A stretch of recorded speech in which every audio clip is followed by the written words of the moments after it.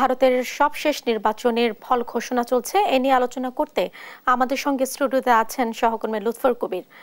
লুৎফর, দেশ টিভি স্টুডিওতে আপনাকে স্বাগত জানাচ্ছি। লুৎফর, সকাল থেকে তো ভোট গণনা চলছে, নির্বাচনের ফলাফল ঘোষণাও চলছে, তো সবশেষ দলগুলোর কি পরিস্থিতি আপনি জানতে পেরেছেন? ধন্যবাদ। বিশ্বের সবচেয়ে বড় গণতান্ত্রিক দেশ ভারত, এই দেশেই আসলে লোকসভা নির্বাচনে ভোট গ্রহণ চলছে 543টি আসনে।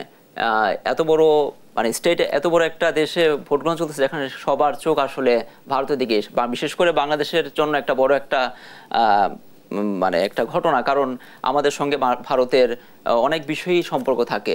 এবং এই যে নির্বাচনটা চলছে, এখানে আপনার 543টা আসনে 272টি আসন আসলে পেলে একটা দল সংখ্যাগরিষ্ঠতা পারবে এবং তারাই সরকার গঠন করতে পারবে।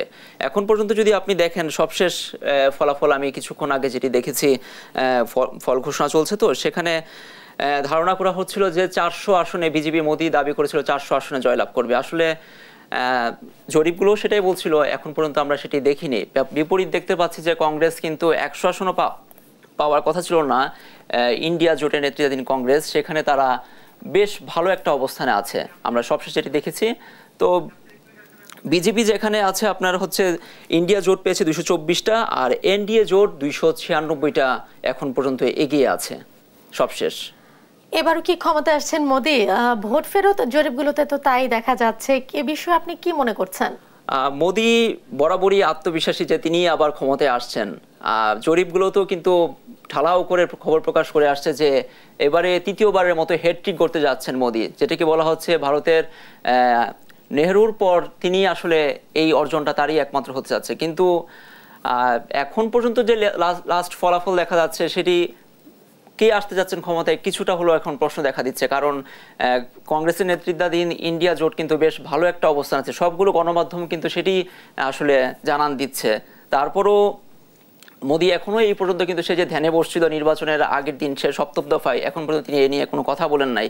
তো আমাদেরকে আসলে ফল ঘোষণার সবশেষ একদম পর্যন্ত অপেক্ষা করতে হবে আসলে কে আসতে যাচ্ছেন ক্ষমতায়।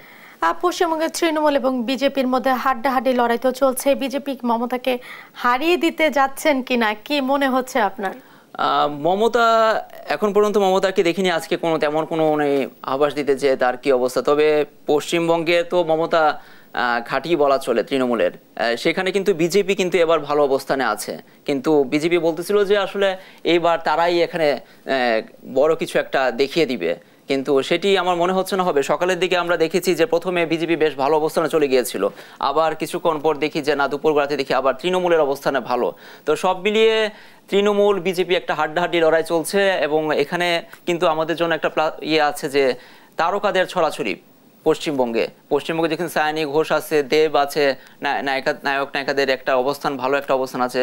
তারপর আপনার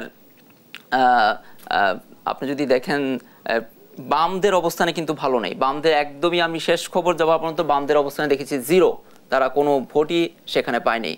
তো ফল ঘোষণার আগ পর্যন্ত লাস্ট পর্যন্ত আমাদের অপেক্ষা করতে হচ্ছে আসলে কি করতে যাচ্ছে ওয়েস্ট বেঙ্গল সহ পুরো ভারত জুড়েই। লুৎফর, আপনার মতো আমরা অপেক্ষা করছি ফলাফল জানার জন্য। আপনাকে অসংখ্য ধন্যবাদ দেশ টিভি স্টুডিওতে আমাদের সাথে যুক্ত হবার জন্য।